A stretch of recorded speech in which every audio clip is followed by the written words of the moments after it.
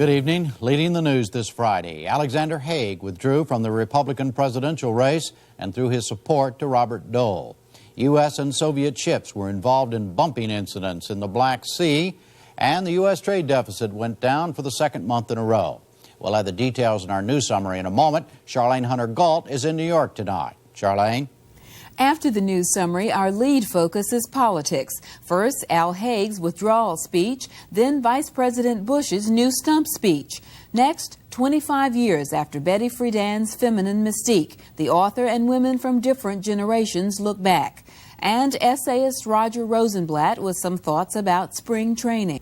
In the Persian Gulf, one crewman was killed and 3 others wounded when an Iranian helicopter attacked a Danish supertanker today. According to shipping executives of the 339,000-ton tanker Kate Maersk, the attack occurred about 130 miles west of Dubai.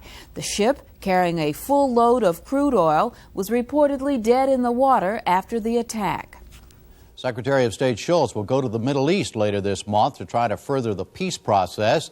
The State Department announced the trip today, saying the Secretary will visit Israel and Jordan and possibly Egypt. The Associated Press said his major purpose will be to see if there's anything that can be done to stop the violence in the occupied territories between demonstrating Palestinians and Israeli soldiers. Troops shot to death 2 more Palestinians today in the West Bank. Israeli officials said the soldiers fired back after being attacked by hundreds of rioting demonstrators armed with firebombs, stones, and bottles. In Rome, a court today convicted fugitive PLO leader Abu Nidal and 2 of his Palestinian followers in the 1985 massacre at Rome's airport. Nidal, who did not take part in the incident but was charged with masterminding it, was sentenced along with another fugitive to life imprisonment.